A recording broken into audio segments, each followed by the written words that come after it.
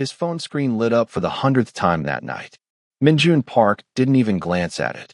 Just let it buzz against the marble table in his private office overlooking Manhattan's glittering skyline. The city sprawled beneath him like a kingdom he'd conquered with blood and silence. 100 messages. Business partners begging for meetings. Politicians offering alliances. Women he'd never met sending photos and promises. His father's associates pushing marriage proposals like they were stock options. Delete. Ignore. Silence. Every single one. The heir to the Park crime syndicate didn't answer to anyone, didn't bend to pressure, didn't respond to demands disguised as requests. Power wasn't about saying yes. It was about the luxury of saying nothing at all. His right-hand man Owen stood by the door, tablet in hand, trying not to look concerned and failing. "Sir, your father called again. He wants an answer about the Kim family arrangement by morning."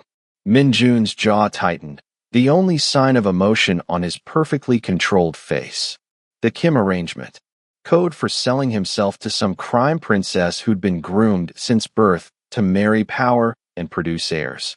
His father had been pushing it for 3 years. Every conversation a new variation of the same command.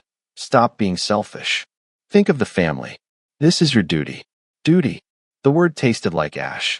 "Tell him what I always tell him," Minjun said, his voice carrying that soft Korean accent that made people underestimate him right before he destroyed them. Owen nodded and left, and Minjun was alone again with the silence he'd built around himself like armor. At 29, he'd inherited an empire at 21 when his older brother died in a deal gone wrong. 8 years of turning his father's old-school operation into something sleeker, deadlier, untouchable. 8 years of being alone at the top because everyone wanted something from him, and trust was a luxury men like him couldn't afford. His phone buzzed again. 101. He picked it up this time, ready to block whatever number had the audacity to keep trying, and froze. Unknown number. But the message was just 2 words. Help. Please. Most people would have ignored it. Probably a wrong number. A scam. Someone's desperate plea that had nothing to do with him. But Minjun had built his empire on information, on knowing things other people missed, and something about those 2 words made him pause. He shouldn't answer. Shouldn't engage. Should delete it like all the others and go back to the contracts waiting on his desk. But his thumb hovered over the screen, and before he could talk himself out of it, he typed back, "Who is this?" 3 dots appeared immediately. Then, wrong person. "Sorry to bother you, sir." Sir. Not Mr. Park. Not his name. Not some attempt to use familiarity as manipulation. Just sir. Simple. Respectful. Real. And for the first time in 8 years, Minjun Park answered a message from a stranger. "You said help. What's wrong?" The dots appeared again, longer this time, like whoever was on the other end was debating whether to trust him. "Finally, my mom's in the hospital.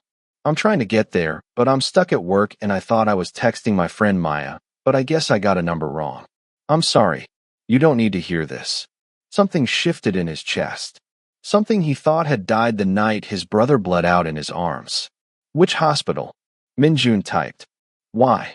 came the response, and he could feel the suspicion through the screen, the smart wariness of someone who'd learned not to trust easy offers. "Because I can help," he wrote back. Another long pause. Then, "Sir, I don't know who you are, but I don't need charity. I just need to get through my shift and get to Columbia Presbyterian. Thank you anyway." She was turning him down. Politely. Firmly. This stranger who'd accidentally texted the most dangerous man in New York was telling him no. And Minjun Park found himself smiling for the first time in months. "What's your name?" he typed. No response this time. She was done with the conversation, probably embarrassed, definitely not interested in continuing this accidental connection. Smart girl. She had no idea how smart. Because Minjun was already texting Owen. Find out who this number belongs to. And find out which Columbia Presbyterian patient has a daughter working tonight. Owen's response was immediate. "Sir?" "Just do it," Minjun typed back, then stared at his phone screen, at those simple messages from a stranger who'd called him sir, like he was just a person, not a weapon. He should let it go. Should focus on the empire, the deals, the responsibilities crushing him from all sides. But that little word, sir, kept echoing in his head. And Minjun Park, who'd ignored 100 messages without a second thought, found himself waiting for message 102. But she didn't text again, and that made him want to find her even more. Her name was Zara Thompson, and she was halfway through the worst shift of her life when her phone buzzed with a response she wasn't expecting. She stared at the message. Which hospital? From the stranger she'd accidentally texted, and something about it felt wrong. Too eager. Too interested. Men who offered help at midnight always wanted something in return. She'd learned that lesson the hard way. So she'd politely declined, shoved her phone back in her apron pocket, and returned to the chaos of Meridian, the upscale restaurant in Manhattan where she'd been waiting tables for 6 months while juggling 2 other jobs and night classes. Her mother's hospital bills weren't going to pay themselves. But the shift dragged on like torture. Every minute an eternity when all she wanted was to be at Columbia Presbyterian holding her mom's hand. The restaurant was packed with Manhattan's elite, the kind of people who treated servers like furniture and tipped based on how much attention you paid to their egos. She smiled through it all, professional mask firmly in place. Even when Table 7's date grabbed her wrist and suggested she'd make more money doing private service. She extracted herself smoothly, added nothing to his bill, and fantasized about pouring wine over his expensive suit. "Girl, you okay?" Maya whispered, passing her in the corridor between the kitchen and dining room. Maya had been her lifeline since she'd started here, the only person who felt like a real friend in this plastic city. "My mom collapsed," Zara said, voice tight. "They took her to Columbia Presbyterian. I need to finish this shift or Richard will fire me, but I don't know if I can." "Go," Maya said immediately. "I'll cover your tables. Tell Richard I'm handling it." "Maya, you can't." "Zara, go to your mom. I've got this." Zara wanted to cry but didn't have time. She grabbed her coat, raced out the back entrance into the cold Manhattan night, and made it 3 blocks before realizing she'd left her wallet in her locker. No wallet meant no subway card. No subway card meant walking 40 blocks to the hospital. She stood there on the empty street, breath fogging in the November air, trying not to scream. Her phone buzzed. Unknown number. Again. "Did you get to the hospital?" The stranger texted. She should ignore it. Should delete his number and forget this weird midnight interaction. But something about his messages felt different from the usual creeps. More careful. More genuine. "I'm walking there now," she typed back before she could stop herself. "It's 40 blocks, but I'll make it." "Walking?" "It's 1 a.m. I left my wallet at work," Zara admitted, then immediately regretted sharing that. Now he knew she was broke and alone on dark streets. Perfect victim material. "Stay where you are," came the response. "What?" "No. Sir, I don't know you." "I'm not. There's a car 2 blocks from your location," he interrupted. "Black sedan. Driver's name is Owen. He'll take you to Columbia Presbyterian. No charge. No strings." Zara's heart hammered. This was insane. This was how people ended up on true crime podcasts. "How do you know where I am?" she typed, fear spiking. "I traced your number. I know that sounds bad, but I promise I'm trying to help, not hurt you. Your mother needs you. Let me make that happen." This was crazy. Accepting rides from strangers who traced your phone number was horror movie stupid. But even as her brain screamed warnings, Zara looked up and saw headlights approaching. A sleek black sedan pulled up beside her, window rolling down to reveal a professional-looking man in his 40s, expression kind and worried. "Miss Thompson," he said gently, "my name is Owen. My employer asked me to drive you to see your mother. No payment required. No expectations. Just a ride." Zara stared at him, at the warm car, at the hospital 40 freezing blocks away. Every instinct said run. But her mom was alone and scared, and Zara was so tired of fighting every battle by herself. "Why would your employer help a complete stranger?" she asked, hand on her pepper spray. Owen smiled. "Because you called him, sir. and apparently that mattered to him. The answer was so weird, so specific, that it felt true. Zara made a decision that would change her life. She got in the car. The interior was leather and warmth, classical music playing softly from hidden speakers.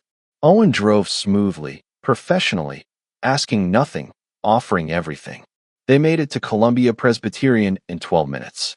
"Thank you," Zara said as she opened the door, voice thick with emotion. "Tell your employer I said thank you too. I don't know why he helped me, but it mattered." "I'll tell him," Owen said. "And Miss Thompson, he asked me to leave you this." He handed her an envelope. Inside was $500 in cash and a note in sharp, elegant handwriting. "For whatever you need tonight. You don't owe me anything. But if you want to say thank you properly, text me when your mother is okay." MJ, Zara stood on the hospital steps, holding money that would cover her mom's copay and this week's rent, sent by a stranger who'd traced her phone and sent a car and asked for nothing except a text message.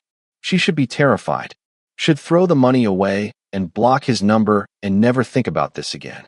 But instead, she tucked the envelope carefully into her coat pocket, walked into the hospital, and found her mother stable, awake, and asking for her daughter. And 6 hours later, when the sun rose over Manhattan and her mother was sleeping peacefully, Zara pulled out her phone and typed, "She's okay. Thank you doesn't feel like enough, but thank you, MJ. You saved us tonight. I don't know why you helped, but I won't forget it.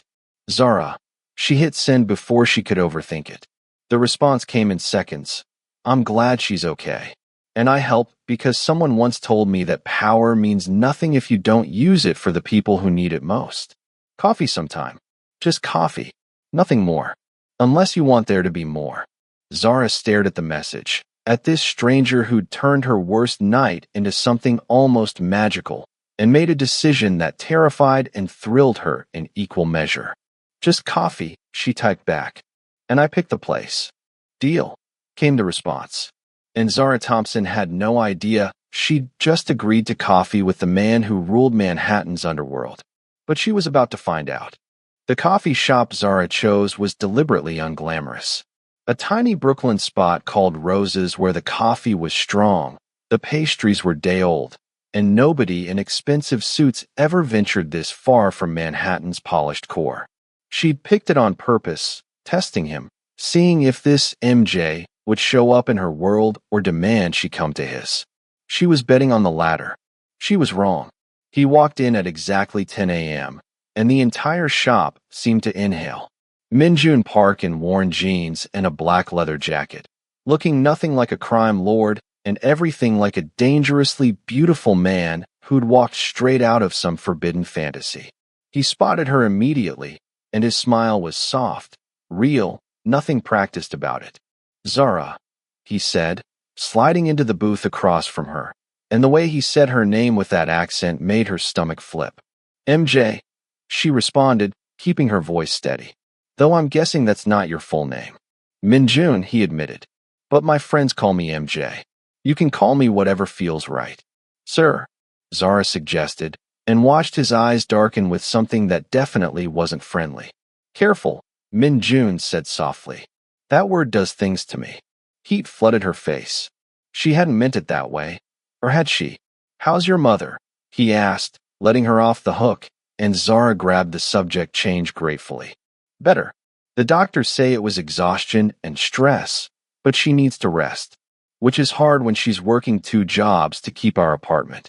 She watched his face, looking for the moment he'd judge her, dismiss her, decide she was too much work. It never came. "That must be terrifying," Minjun said simply. "Watching someone you love hurt themselves, trying to survive." "You say that like you've experienced it," Zara observed. Something flickered in his eyes. "My brother worked himself to death trying to prove he was worthy of our father's empire. I watched him burn out from the inside and couldn't stop it." The pain in his voice was raw, real. This wasn't rehearsed. This was a wound that hadn't healed. "I'm sorry," Zara said softly, and on impulse, reached across the table to touch his hand. The contact was electric. Minjun's fingers closed around hers immediately, his touch warm and careful, like she was something precious. You're the first person who said that and meant it, he murmured. Everyone else just talks about what a great leader he would have been. Nobody talks about how lonely he was. They sat there, hands linked across a coffee shop table in Brooklyn, two people from completely different worlds finding something that felt like recognition. Tell me about you, Min-jun said finally. The real you, not the polite version you give to customers. So Zara did. Told him about growing up in California with dreams bigger than her circumstances. About moving to New York to escape poverty and finding it waiting for her here too. About night classes for a teaching degree she might never finish. About working at Meridian and 2 other jobs and still barely surviving. About feeling invisible in a city full of people who looked through her like she was made of glass. Min-jun listened to every word, really listened, his dark eyes never leaving her face. And when she finished, he said something that stopped her heart. You're the furthest thing from invisible I've ever seen. You're like fire, Zara. Bright and fierce and impossible to ignore. You don't know me, Zara protested weakly. I know you texted a stranger for help and then turned down his money until you had no choice. I know you work 3 jobs to take care of your mother. I know you picked this coffee shop to test me, see if I'd show up in your world instead of demanding you come to mine. I know you're strong and careful and smart enough to be suspicious of men who offer help. He leaned forward. And I know that when you called me sir in that text, something in me woke up that's been dead for 8 years. Zara's breath caught. What are you saying? I'm saying I want to know you, Min-jun said simply. All of you. I want more than coffee. I want dinners and conversations and the chance to show you that not every man with power is looking to take from you. You don't even know what you're asking for, Zara whispered. I come with complications, MJ. Debt and responsibility and a life that's falling apart faster than I can fix it. And I come with danger, Min-jun countered. A world where people die for looking at me wrong. A father who wants to sell me like property. An empire built on blood. If we're comparing complications, I think I win. They stared at each other, the truth sitting between them like a living thing. What do you do exactly? Zara asked carefully. That gives you the power to send cars and envelopes of cash? Min-jun's expression turned guarded. Do you really want to know? Yes, Zara said, because she'd never been good at lying to herself. I run my family's business, Min-jun said slowly. Import, export, investments. The legal face of an organization that operates mostly in shadows. I'm not a good man, Zara. I've done things that would make you run from this table. But I'm trying to be better than what I inherited. It should have scared her, should have sent her running. But Zara had grown up around powerful men, had learned to read the difference between those who hurt for pleasure and those who hurt because their world demanded it. Min-jun was the latter. Dangerous, yes, but not cruel. One rule, Zara said firmly. You're honest with me. Always. No games, no manipulation, no using your power to back me into corners. I'm choosing this with full knowledge, or I'm not choosing it at all. Min-jun's smile was beautiful and devastating. Deal. And my rule. You tell me when I scare you. When it's too much. When you need space. Because Zara, I will want everything. And you need to be able to tell me no. Like I did with the money. Zara challenged. Exactly like that, Min-jun agreed. You're the first person in years who's told me no. It's addictive. They finished their coffee talking about everything and nothing, discovering that beneath the surface differences, they fit in ways that felt inevitable. When Min-jun walked her to the subway, he didn't try to kiss her, didn't push for more. Just looked at her like she was a miracle and said, Tomorrow? Same time. Tomorrow, Zara agreed. But as she descended into the subway, her phone buzzed with a message from Maya. Girl, I Googled your MJ. You need to call me right now. And Zara had a sinking feeling that her perfect coffee date was about to get very complicated. Maya's apartment in Queens was small and cluttered and felt safer than anywhere Zara had been in months. But the safety shattered the moment Maya opened her laptop. Sit down, Maya said, voice tight. You're not going to like this. The screen showed a news article from 3 years ago. Park crime family heir takes control after brutal gang war. And there was Min Jun, younger but unmistakable, standing beside an older man identified as his father, Chairman Park. No, Zara whispered. Not crime family.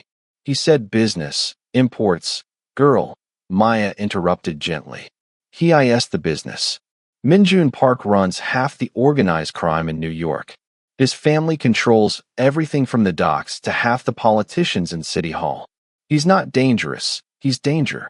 Zara stared at the articles Maya pulled up. Photos of Min Jun at charity galas. References to alleged criminal activities that everyone knew were real. A blurry image of him leaving a courthouse after charges were mysteriously dropped. And worst of all, an engagement announcement from 2 years ago to someone named Elena Kim, daughter of another crime family. He's engaged, Zara said numbly. Was engaged, Maya corrected. She died in a car accident 18 months ago. Some people say it wasn't an accident, that she tried to run from the arrangement and she stopped, seeing Zara's face. I'm sorry. I know you like him, but you need to know what you're getting into. Zara's phone buzzed. Min Jun, dinner tonight? I want to show you something. Her fingers hovered over the keyboard. She should say no. Should block his number and forget this insane, almost relationship before it destroyed her. But instead she typed, "We need to talk." The response was immediate. That sounds ominous. Where? Your place, Zara wrote. I need to see the real you. No coffee shops. No neutral ground. Show me your world, MJ, or this ends now. A long pause. Then, address attached. Be there at 7. Owen will pick you up. No, Owen, Zara shot back. I'll take the subway. I find my own way, or I don't come at all. Another pause, longer this time. Finally, okay, but text me when you're close. Please. That please was what decided her. The vulnerability in it. The respect for her boundaries. Zara Thompson was either very brave or very stupid, but she was going to walk into the lion's den by choice. His penthouse in Manhattan was exactly what she'd expected and nothing like it at the same time. Yes, it was luxurious, floor-to-ceiling windows showing the city spread out like a kingdom, furniture that probably cost more than her yearly salary, art on the walls that looked museum quality. But it was also lived in. Books everywhere, some in Korean, some in English. A guitar in the corner.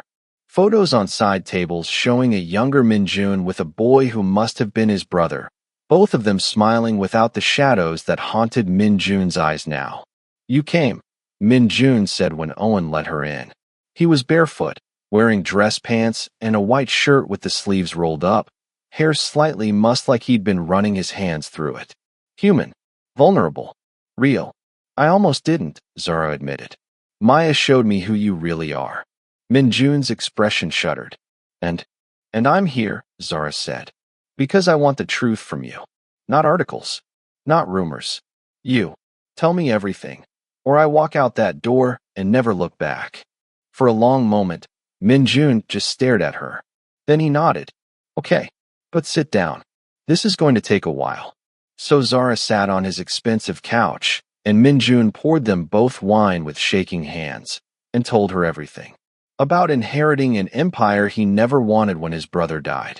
About the violence required to hold power in a world where weakness meant death. About his father's expectations crushing him. About Elena Kim, the woman he'd been engaged to, who he'd never loved but tried to honor because she was trapped just like him.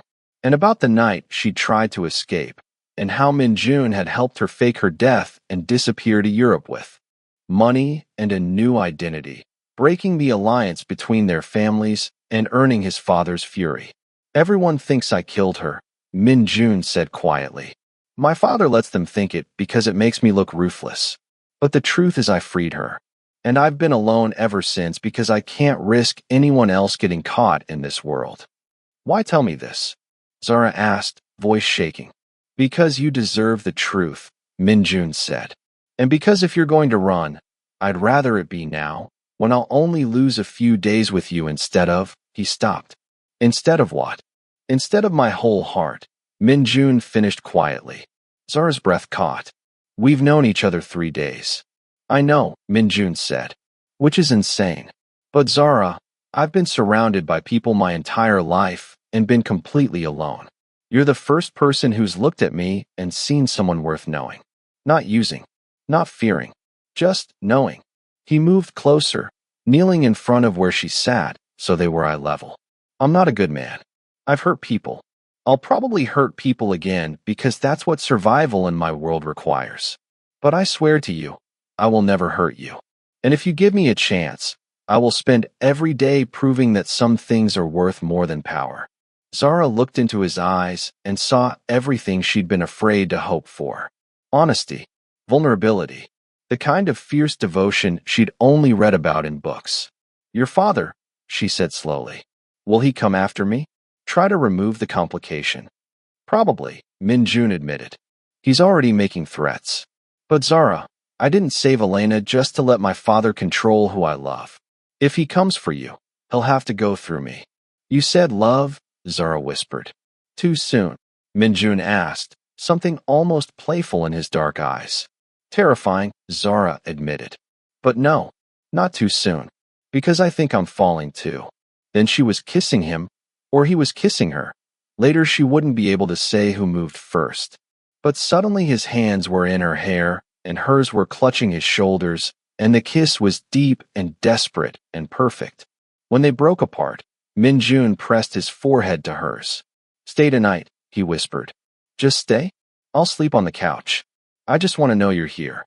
So Zara stayed.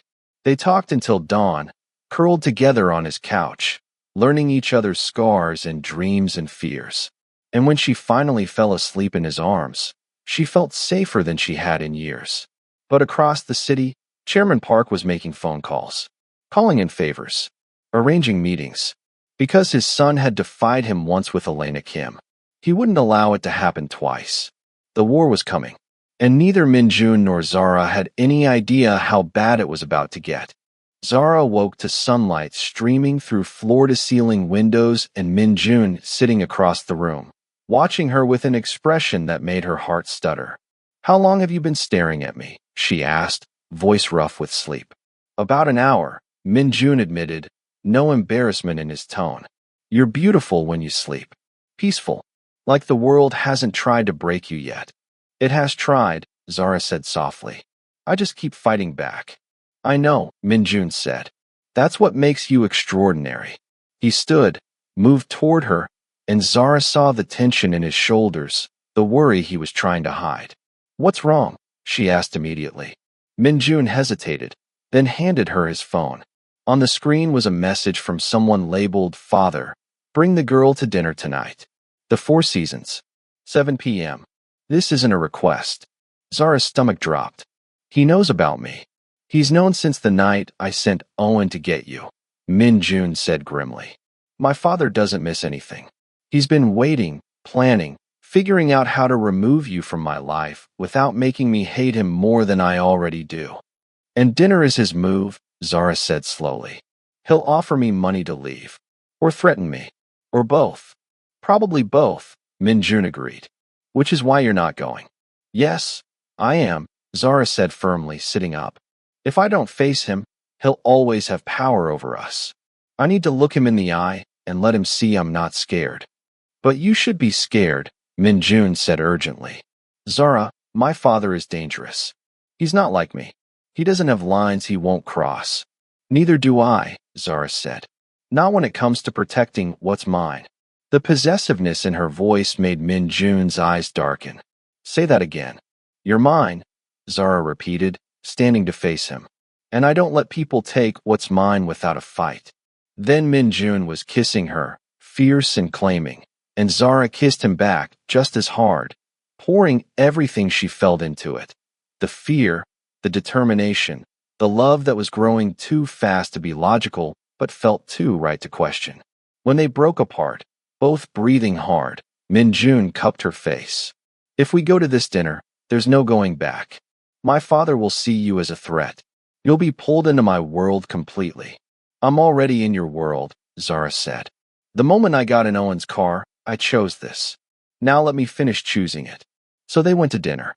The Four Seasons was exactly the kind of place Zara had never belonged. Old money and older power, where the waitstaff moved like ghosts, and every table held someone who shaped the city from shadows. Chairman Park sat in a private dining room, silver-haired and sharp-eyed, radiating the kind of authority that made empires bow. He didn't stand when they entered, just gestured to the chairs across from him and studied Zara like she was a problem to be solved. "Miss Thompson," he said in Korean-accented English, "you're prettier than your photographs suggest. And you're exactly as intimidating," Zara replied evenly, refusing to be cowed. "Good. Intimidation is honest." Chairman Park poured wine for all of them with steady hands. "My son has told you about our world, I assume. About what we do, what we are." "He's told me enough," Zara said. "Then you know that men like us don't marry for love." The chairman continued. "We marry for alliances, for power, for the continuation of legacy.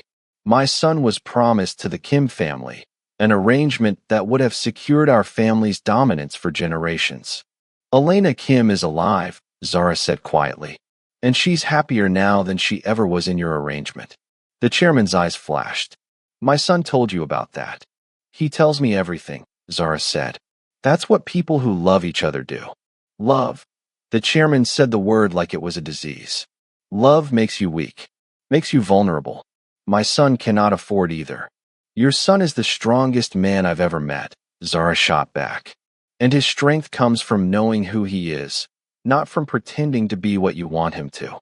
"Be careful, girl," the chairman said, voice dropping to something dangerous. "You're speaking to me about my own son. And you're speaking to me about the man I love," Zara countered. "So we're even." Silence fell. Minjun sat beside her, hand finding hers under the table, squeezing gently. "Proud, terrified, both. You have spirit," the chairman finally said. "I'll give you that. But spirit doesn't pay debts. Spirit doesn't secure alliances. What exactly do you bring to my son's life besides complications?" "I bring honesty," Zara said. "I bring someone who sees him as a person, not a tool. I bring a future where he might actually be happy instead of slowly dying inside like his brother did." The mention of his dead son made the chairman's expression crack, just for a second. "You know nothing about my sons." "I know enough," Zara said softly. "I know Minjun is terrified of becoming you. And I know you loved your oldest son even though your world killed him. Don't make the same mistake twice." For a long moment, nobody spoke. Then the chairman leaned back, studied them both, and said something that shocked them. "You remind me of my wife." "Father," Minjun started, but the chairman held up a hand.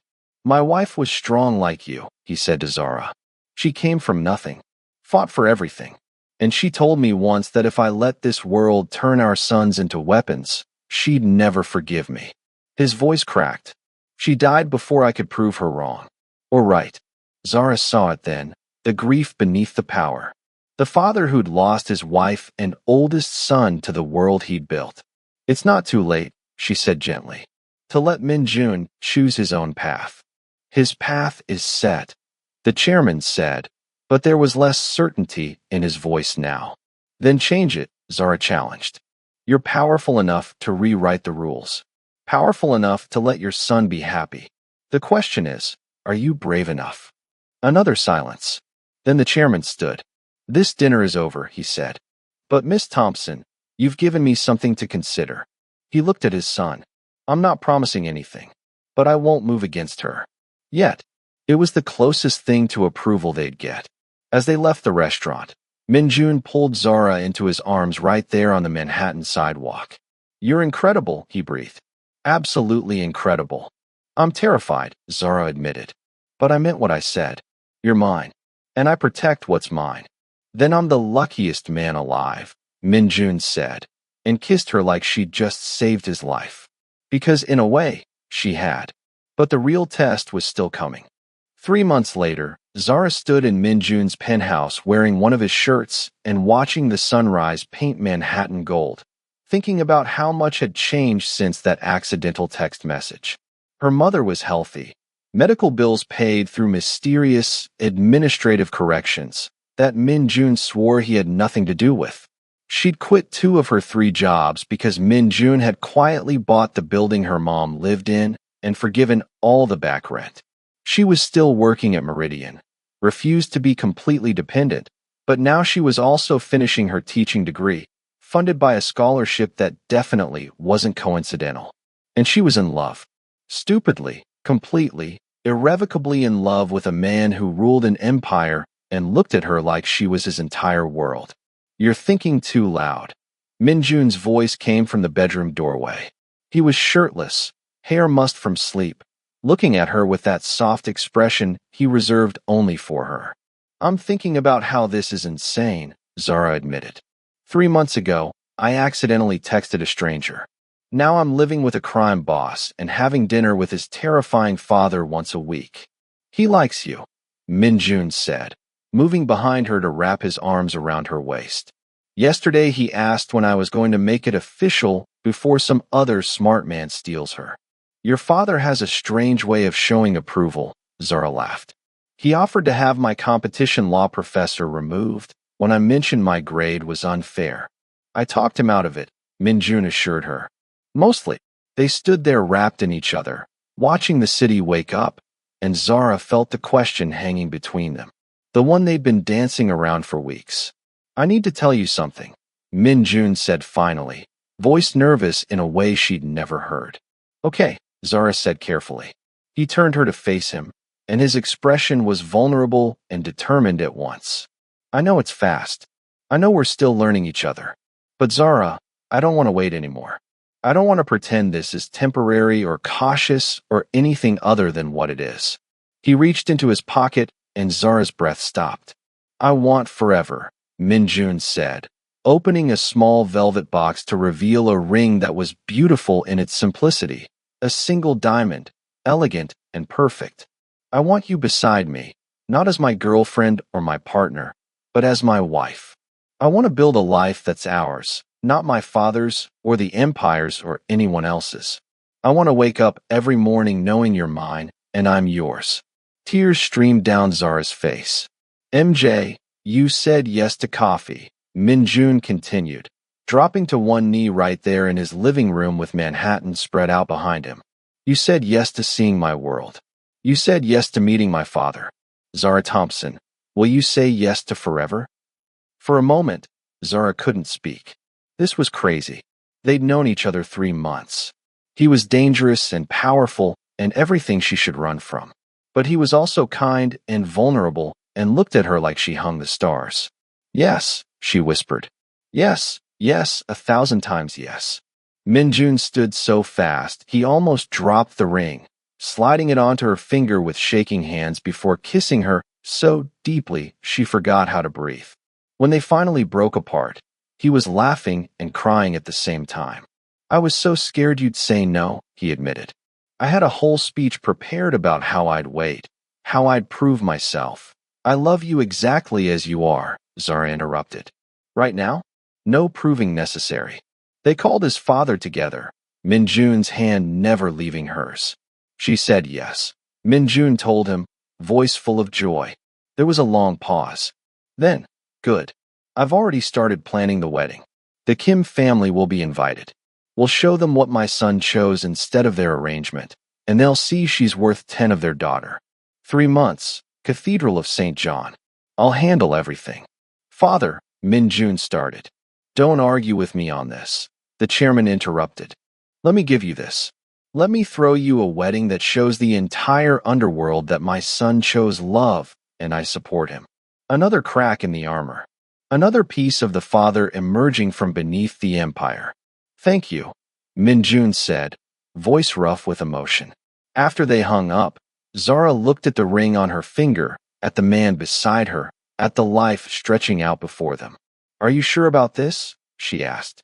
"About marrying into this world? It's going to be dangerous and complicated and, Zara," Min Jun interrupted gently. "The night you texted me by accident, I'd just finished ignoring the 100th message that day. Business deals, marriage proposals, threats, demands. I was so tired of everyone wanting something from me that I'd gone numb. And then you texted 'help please' and called me sir and asked for nothing except kindness. He cupped her face.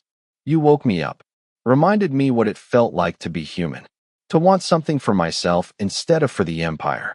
So yes, I'm sure. You're the only thing I've ever been sure about. 3 months later, Zara walked down the aisle of the Cathedral of St. John in a dress that made her feel like royalty, toward a man who'd ignored 100 messages but answered hers. The cathedral was packed with Manhattan's most dangerous people, crime families, politicians, business moguls who operated in shadows. But Zara only saw Min Jun, standing at the altar with tears streaming down his face, looking at her like she was a miracle. Hi, she whispered when she reached him. Hi, Min Jun whispered back. You're beautiful. You're crying, Zara said softly, reaching up to wipe his tears. I'm happy, Min Jun said. For the first time in 8 years, I'm completely, perfectly happy. The ceremony was a blend of Korean and American traditions, Chairman Park standing beside his son with visible pride, and when the officiant said, You may kiss your bride, Min Jun did, long and deep and full of promise. Mine, he murmured against her lips. Yours, Zara agreed. Forever yours. And as they walked back down the aisle as husband and wife, toward a future full of danger and love and complications they'd face together, Zara thought about that accidental text message. About calling a stranger, sir, and having him turn her entire life upside down. About finding love in the last place she expected. About saying yes to forever with a man who ruled an empire but knelt for her. The reception was lavish, the toasts were heartfelt, and when Min Jun pulled her onto the dance floor for their first dance as husband and wife, the entire room seemed to hold its breath. No regrets, Min Jun whispered as they swayed together. Not a single one, Zara whispered back. You? Only that I didn't find you sooner, Min Jun said. And as the night stretched on, full of laughter and love and the beginning of their forever, neither of them noticed the photographer in the corner capturing every moment, or the article that would run the next day. Park Airwed's Waitress in love match that defied empire. Because sometimes the most powerful thing you can do is choose love over everything else. And Min Jun Park, who'd ignored 100 messages, had answered the one that mattered. The one from a woman who called him sir and changed his life. Their story was just beginning. But that's a tale for another time. If you loved Min Jun and Zara's journey from an accidental text to forever love, don't forget to like, subscribe, and hit that bell icon so you never miss another emotional romance story. Drop a comment below telling me which moment made your heart race. Was it the first message, the father's dinner, or the proposal? And let me know what story you want next. Should we explore Owen's secret romance? Or dive into Chairman Park's past? You decide. Thanks for being here, and remember, sometimes the best love stories start with a simple sir. See you in the next one.